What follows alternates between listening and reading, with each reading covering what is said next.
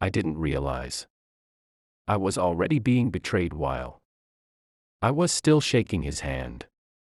The room was quiet, the contract was signed. And he smiled at me like a man who had just made a very good deal. What he didn't know was that 5 months later, that same smile would disappear forever. Because when he tried to lock me out of my own system, he didn't just lose a website.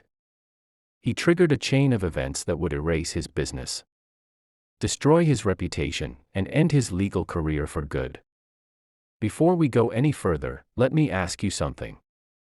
Have you ever worked hard for someone who treated you like you were disposable? Someone who thought they were smarter than you, better than you, untouchable? If that kind of injustice makes your blood boil, make sure you like this video. Subscribe to the channel, and stay till the end. Because this story isn't just about revenge. It's about patience, precision, and what happens when the wrong person underestimates the wrong professional. I've been an independent IT contractor for over 20 years. Long enough to watch technologies rise and die. Long enough to understand that systems are predictable, but people are not. I've built simple HTML sites for tiny local shops. And I've also managed the complete IT infrastructure of a large hotel, where a single mistake could shut down operations for hundreds of guests. Servers, databases, internal networks, security protocols, backups, disaster recovery plans. I lived and breathed this stuff. And through all those years, I learned one thing the hard way. The most dangerous vulnerabilities are never technical. They're human. Back then, though, I was still younger. Skilled, yes. Experienced, definitely. But naive in the way only someone who still believes in fairness can be. I believed contracts meant protection. I believed professionalism was mutual. I believed that if you did your job well and treated clients with respect, they would do the same. I hadn't yet learned that some people don't see contracts as agreements. They see them as tools. Weapons. Something to bend, twist, and exploit when it benefits them. That lesson came wrapped in the form of a man everyone warned me about. He owned a rental company, and on the surface, the project sounded simple and profitable. A website where homeowners could list their properties. Renters could sign up, pay a subscription fee, and access listings. Clean. Straightforward. The owner would take a cut of everything. Nothing unusual. But before I even met him, the warnings started coming in. Colleagues, former partners, other developers. All of them said the same thing, just in different words. Be careful. He's sharp. He's a backstabber. He's a lawyer. That last part always came with a pause. A knowing silence. Because in our industry, when someone says he's a lawyer, they don't mean it as a compliment. They mean this is a man who understands loopholes, intimidation, and pressure. Someone who knows exactly how far he can push without crossing a legal line. Or worse, someone who knows how to make you cross it for him. I didn't ignore the warnings. I acknowledged them. I just believed I could handle him. We met, discussed the project, and everything looked normal on paper. We negotiated terms, timelines, responsibilities. A proper contract. Clear milestones. Payment structure. Design freedom, as long as I maintained his color scheme and logo. Back-end first, front-end later. It was all clearly written down. We signed. Shook hands. And I walked away thinking, all right. This will be challenging, but manageable. I was wrong. Barely a week into development, my phone rang. He wanted to see progress. Immediately. Not documentation. Not architecture. The website. The front end.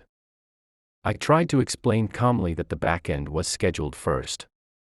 That's how scalable systems are built. Databases, logic, user flows, security, all of that comes before you paint the walls. I even pointed to the contract we both signed. He didn't care. He spoke slowly, deliberately, like he was teaching a child. He said he wanted visuals. Now. And he didn't ask. He demanded. He told me to stop everything else and start designing the front end immediately. And this is where my biggest mistake happened. I agreed. I didn't insist on a contract addendum. I didn't push back. I told myself I was being flexible, professional, cooperative. In reality, I was teaching him that boundaries were optional. I created a fast draft using Fireworks, back when it was still a Macromedia product. Within 2 days, I showed him a clean, functional design that followed his branding exactly. He wasn't impressed. Not angry. Not disappointed. Just cold. He told me he wanted something different and handed me a list of demands. I adjusted. Redesigned. Improved. Delivered again. Still not good enough. This cycle continued for months. Every time I thought we were close, he shifted the goalposts. Changed his mind. Added requirements. Removed others. Nothing was ever right. And the worst part wasn't the work. It was the feeling. That constant knot in your stomach when you realize no matter how much effort you put in, the finish line keeps moving. I started working longer hours. Rechecking everything. Second-guessing myself. Meanwhile, he still hadn't paid beyond the initial security deposit. Just 5%. And every time payment came up, he hid behind the contract. The same contract he had already forced me to violate. Almost 4 months into the project, he suddenly demanded to see a working backend. I reminded him, politely, that he himself had changed the order of development. That backend work had been delayed because of his constant front-end revisions. He didn't argue. He didn't discuss. He simply weaponized the contract. He told me that according to the document we both signed, I was required to show a working backend by the end of the month. If I didn't, he would take his business elsewhere and seek compensation for my lack of professionalism. I remember staring at my screen after that call ended. My hands were cold. My chest felt tight. I had 12 days. 12 days to build a back-end system that was supposed to take weeks. And that was the moment I finally understood exactly who I was dealing with. 12 days. That's all he gave me. 12 days to build a back-end system that was originally planned to take weeks. Carefully structured, tested, and secured. I remember sitting in my chair after that conversation, staring at the wall, replaying his words in my head. Not because I didn't understand them, but because of how casually he said them. Like he wasn't threatening me. Like he was simply stating a fact. Do this, or I destroy you. My hands felt cold on the keyboard. My jaw was tight. That familiar pressure settled into my chest. The one that tells you something isn't just difficult, it's dangerous. Up until that point, I had still been trying to believe this was just a difficult client. A demanding perfectionist. But now it was clear. This wasn't about the project. This was about control. He knew exactly what he was doing. He had delayed the back end on purpose by constantly changing the front end. He had withheld payments on purpose. And now he was using the very contract he had manipulated to corner me. If I failed, he wouldn't just walk away. He would claim damages. He would paint me as incompetent. And as a lawyer, he knew exactly how much pressure that carried. By this point, he had only paid the security deposit. 5%. 5 months of work, countless redesigns, endless revisions, and not a single proper payment. Every time I brought it up, he had the same response. Calm. Measured. Almost bored. Finish the agreed work first, then I'll pay you according to the contract. The same contract he was now using as a weapon. It's a special kind of frustration when someone hides behind rules they themselves have broken. You start questioning yourself, wondering if maybe you missed something. If maybe you should just work harder, faster, better. That's how people like him win. They exhaust you until compliance feels easier than resistance. But something had changed in me. I knew I couldn't do this alone. Not in 12 days. So I called a friend of mine, another developer I trusted. I didn't sugarcoat it. I told him everything.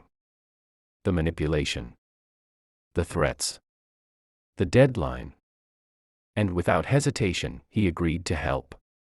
That weekend, we worked like machines. Long nights. Cold coffee. Lines of code blurring together. The kind of exhaustion where your body keeps going but your mind starts floating somewhere above you, watching from a distance. We stripped the back end down to its essentials. User management. Listings. Subscriptions. Payment. Logic. Permissions. Security layers. No unnecessary polish. Just a solid, functional foundation. By day 9, we had something real. Not perfect, but strong. About 85% complete according to the original scope of the contract. And the entire time we worked, a thought kept circling in my head. A quiet one. A dangerous one. What if he doesn't pay anyway? That's when I remembered the warnings. Every single one of them. The stories about him burning bridges. About developers who walked away with nothing. About businesses left in chaos behind him. And for the first time since this project started, I stopped thinking like a contractor trying to please a client. I started thinking like an engineer protecting his work. I didn't want revenge. Not yet. I wanted insurance. So I added a small function to the system. Nothing obvious. Nothing flashy. No malicious code. Just logic. Clean. Precise. Conditional. It would never activate unless someone tried to do something very specific. Something dishonest. Something aggressive. If he behaved professionally, the system would work flawlessly. If he didn't, well, that was a bridge I assumed we'd never cross. At least, that's what I told myself. When the end of the month arrived, I invited him for a demonstration. The front end was finally in a state he had approved.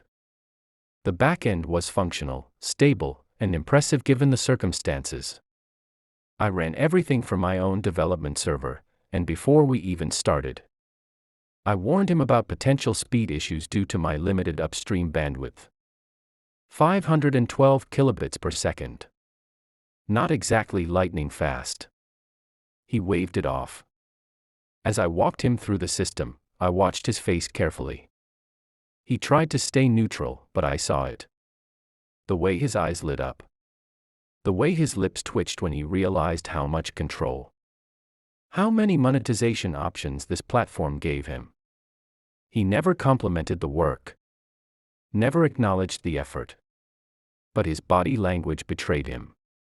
He was thrilled. And that scared me more than any insult ever could. As soon as the demo ended, the tone shifted. Suddenly, everything was wrong.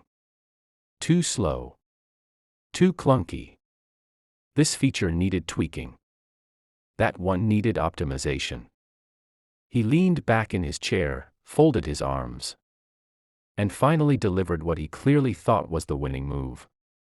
He told me he wanted the system deployed on his production server. immediately to properly test performance. I told him calmly that wouldn't be a problem. All I needed was 50% of the contract value, as clearly stated in the agreement. He nodded, smiled, said he'd take care of it. Days passed. Then an email arrived.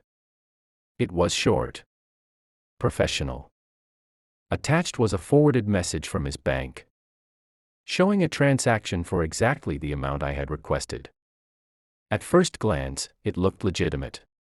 Transaction ID, date, amount, everything. Most people would have accepted it without question. But something felt off. I had been in this industry long enough to recognize patterns. And I knew something else too. Through contacts and whispers, I had learned he was already shopping around for another developer. Someone cheaper. Someone he could hand the finished system to and say, "Pick up where this lazy deadbeat left off." He was preparing to cut me out. Still, I played along. I deployed the system to his production server under a beta subdomain. I sent him the credentials. I told him he could test everything freely. And then I waited. Because deep down, I already knew what he was going to try next. The hardest part wasn't the work. It wasn't the sleepless nights or the constant pressure. The hardest part was waiting. After I sent him the credentials, I didn't call. I didn't message. I didn't follow up. I just waited. Because when you've dealt with people like him long enough, you learn something important. If someone is planning to betray you, you don't need to provoke them. You just need to give them enough rope. I remember sitting at my desk, pretending to work on something else while my attention was split between my email inbox and the server logs. My heart wasn't racing. It was heavy. Calm in a dangerous way. The kind of calm you get right before a storm breaks. I kept replaying every interaction we'd had. Every demand. Every delay. Every excuse. And the more I thought about it, the clearer everything became. This wasn't impulsive behavior. This was strategy. He had planned this from the beginning. It didn't take long. Less than 5 minutes after he opened my email, the logs started updating. I watched as he logged into the admin panel using the credentials I had provided. His IP address appeared on my screen, unmistakable. This wasn't someone casually browsing. This was someone moving with purpose. Clicking through menus. Accessing user management. Exploring permissions. I leaned back in my chair and let out a slow breath. This was it. He didn't test features. He didn't explore settings. He went straight for the control panel. Straight for the admin users. Straight for me. And that's when it hit me just how little he respected the process. Or me. In his mind, the moment the system was on his server, it belonged to him. The payment didn't matter. The contract didn't matter. Ethics didn't matter. Ownership, to him, was about access. I watched the exact moment he selected my admin account. The cursor hovered for a second. Just long enough to feel intentional. Calculated. Then he clicked delete. No warning message would have stopped him. No confirmation box would have made him hesitate. He didn't even try to change the required configuration setting first. He didn't bother reading. He was in a rush. A rush to lock me out. A rush to feel victorious. And that single click told me everything I needed to know. There was no misunderstanding. No miscommunication. No innocent mistake. This man had every intention of erasing me from the project and walking away with my work. Months of unpaid labor. Thousands of lines of code. All of it, gone from my hands. Except it wasn't. That small function I had added wasn't revenge. It was a safeguard. A final boundary. A silent question embedded in the code itself. Are you acting in good faith? If the answer was yes, nothing would happen. The system would continue operating normally. Seamlessly. Invisibly. But if the answer was no, the system would respond. The moment he attempted to remove my admin account without adjusting the configuration flag, the condition was met. The trigger activated. There were no dramatic alerts. No warnings. No explosions on screen. Just logic doing exactly what it was told to do. The database purge initiated first. Tables dropped. Records erased. User data gone. Listings gone. Transactions gone. Then the file system followed. Every document in the web root. Every asset. Every script. Cleaned. Methodical. Total. From his perspective, the system didn't crash. It simply vanished. I imagined his face as it happened. The confusion first. The refresh button clicked again and again. The slow realization that something was very wrong. That the system he thought he owned no longer existed. I imagined the anger setting in next. The panic. The frantic calls to his hosting provider. The disbelief. Because people like him don't lose often. And when they do, they don't understand how. I didn't cheer. I didn't laugh. I just sat there, watching the logs complete their final entries. When it was over, there was nothing left. No backup on his server. No access. No leverage. And most importantly, no proof that I had done anything wrong. The system had responded exactly as designed.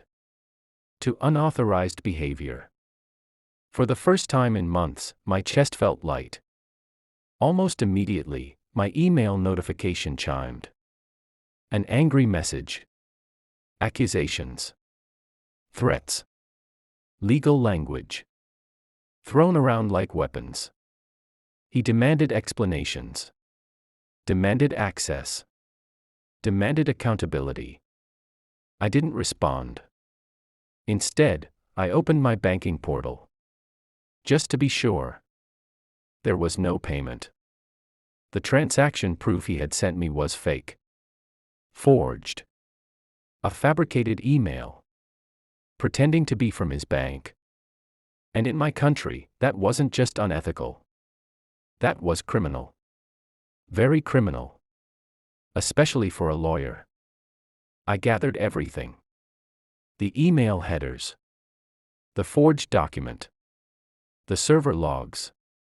The timestamps. The IP addresses. Everything neatly documented. Calmly organized. And then I sent it all to the authorities. That was the moment this stopped being a business dispute and became something far bigger. From that point on, I was no longer reacting. I was watching. Watching him scramble. Watching him realize that the intimidation tactics he relied on didn't work when the other person stayed calm. When they documented everything. When they understood the law just as well as he did. He thought he was the hunter. He never realized he had walked straight into a system designed to respond to predators. After I sent the evidence to the authorities, I didn't feel excitement. I didn't feel victory. What I felt was silence. A deep, unsettling quiet. Like the moment right after you push the first domino and before the rest begin to fall. I knew enough about the system in my country to understand what would happen next. Things move slowly here, but when they move thoroughly. Especially when forged banking documents and professional misconduct are involved. For the first time since I met him, I stopped worrying.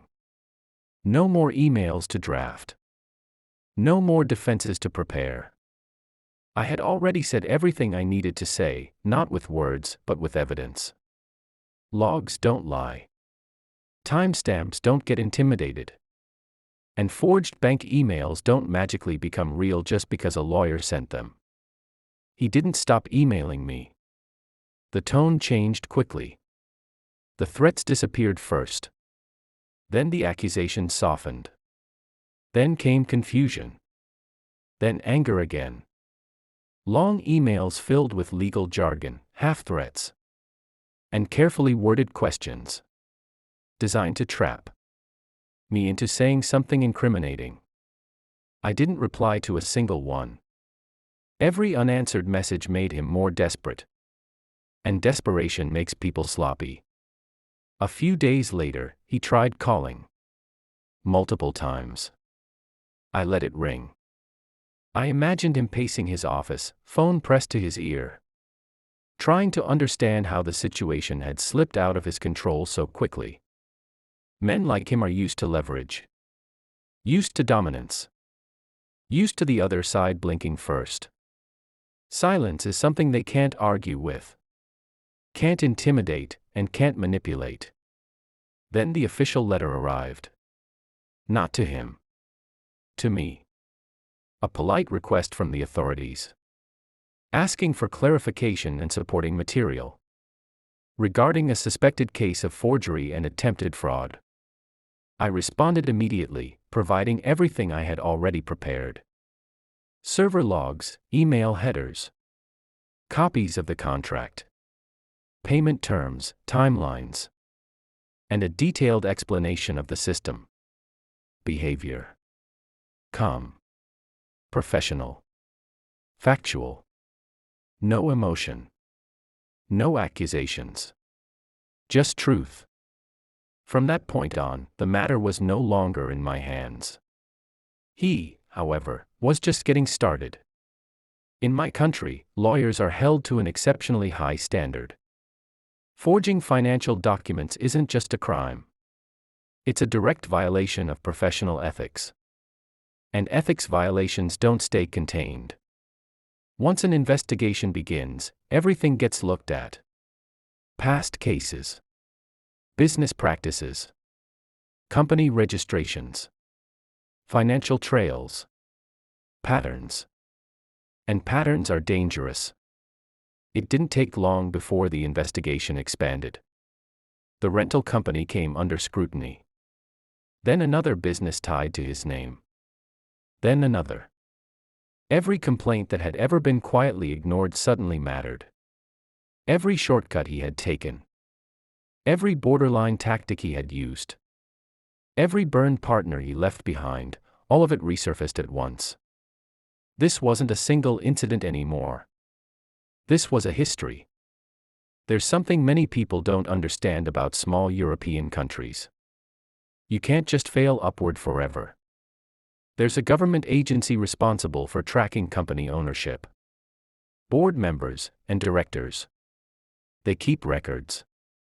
They notice patterns. And if someone consistently leaves behind financial damage, unpaid contractors, and legal gray zones, they don't get endless chances. That agency took interest in him. What they found wasn't flattering. Failed ventures. Disputes. Complaints. Lawsuits. That never quite went anywhere. But never fully disappeared either. He had survived for years by skating just close enough to the line without crossing it. Until now. The forged bank email wasn't just a mistake. It was proof. Proof that when pressured, he crossed lines willingly. And that changes everything. The first thing he lost was control. Meetings he wasn't invited to. Decisions made without him. His company's accounts frozen temporarily for review. Business partners distancing themselves. Calls not being returned. In professional circles, reputation spreads faster than facts. And when a lawyer is suspected of forgery, people don't wait for a verdict to protect themselves. Then came the suspension. Pending investigation, his right to practice law was revoked. temporarily, at first. But temporary suspensions have a way of becoming permanent when evidence keeps piling up. Without his license, he lost the authority he had relied on his entire career. The sharp words, the intimidation, the legal threats, all gone overnight. I heard about it secondhand. A mutual contact. A quiet conversation. No drama. Just a statement of fact. You know he's suspended, right? I nodded. The rental company didn't survive the investigation. Without its owner legally able to operate. Without trust from partners. And under regulatory pressure, it collapsed. Assets were liquidated. Contracts terminated. Employees scattered. And his name was officially flagged. Blacklisted from registering new companies. Barred from board memberships. Locked out of the very system he once used to control others. I never saw him again. And I never needed to. The system itself didn't die. Not really. The core was solid. Clean. Valuable. A competitor approached me quietly. Someone in the same market. Someone who understood what I had built and what it was worth. We negotiated. Properly. Respectfully. And I sold it for more than the original contract would have paid. This time, the money was real. I only ever received that initial 5% from him. 5 months of work for almost nothing. But the warmth that settled in my chest when I realized it was truly over. That lasted far longer than any paycheck. Not joy. Not cruelty. Just balance. He tried to lock me out of my own system. Instead, he locked himself out of his entire future. After everything settled, something strange happened. The noise stopped. No more emails. No more threats. No more sleepless nights replaying conversations in my head. The constant tension I had been carrying for months slowly faded. Like background static finally being turned off. I hadn't realized how much of myself I had poured into surviving that situation until I no longer had to think about it. People often imagine revenge as loud, explosive, shouting, public humiliation. But real revenge, the kind that actually satisfies, is quiet. It doesn't announce itself. It doesn't gloat. It simply restores balance and walks away. I went back to my normal work. New clients. New projects. People who paid on time. People who respected boundaries. And yet, every once in a while, my mind drifted back to him. Not with anger. Not even with resentment. Just curiosity. How did someone so intelligent, so legally trained, manage to destroy himself so completely? The truth is, he didn't lose everything because of me. I was just the final variable in a long equation. He lost everything because he believed rules were for other people. Because he mistook intimidation for intelligence. Because he thought being the smartest person in the room meant never being held accountable. People like him don't collapse overnight. They erode slowly. One shortcut here. One unpaid contractor there. One forged document when things get tight. Each decision feels small in the moment. Justified. Necessary. Until suddenly, the weight of all of them comes down at once. And when it does, there's nothing left to argue with. For a long time, I blamed myself. I told myself I should have listened to the warnings more carefully. That I should have walked away sooner. That agreeing to those early changes, without updating the contract, was a rookie mistake. And it was. But I also learned something far more valuable than technical lessons. I learned that professionalism doesn't mean passivity. That being calm doesn't mean being defenseless. That protecting your work isn't unethical, it's survival. Especially in industries where your output exists as lines of code and invisible systems people assume they can steal. That small function I added wasn't malice. It was foresight. It didn't punish honesty. It punished betrayal. And the fact that it ever triggered at all tells you everything you need to know. Some people asked me later if I felt bad. If I thought I went too far. If destroying his system and reporting him was excessive. My answer has always been the same. I didn't destroy his system. He did. I didn't ruin his career. He did. I didn't forge a bank email. I didn't try to lock someone out of months of unpaid work. I simply stopped protecting someone who had no intention of acting in good faith. Consequences aren't revenge. They're the natural result of choices. And he made his. There's a certain irony I still think about sometimes. He was a lawyer. A man whose entire career was built on understanding the law. Manipulating it, bending it just enough to stay safe. And yet, in the end, it wasn't a courtroom battle or a clever legal maneuver that ended him. It was a simple truth. Systems remember. Logs remember. Paper trails remember. You can intimidate people. You can gaslight them. You can pressure them into silence. But you can't threaten a database. You can't bluff timestamps. And you can't cross ethical lines forever without eventually being noticed. I didn't celebrate when I heard he was blacklisted. I didn't smile when I learned he lost his license. I didn't feel joy when his company collapsed. What I felt was peace. The kind of peace that comes from knowing you stood your ground without becoming the villain. That you didn't lash out emotionally. That you let reality do the work for you. And that peace stayed with me. Even now, years later, it still does. If there's one thing I hope people take from this story, it's this. Don't confuse kindness with weakness. Don't assume silence means surrender. And never assume the person you're trying to exploit hasn't already thought 10 steps ahead.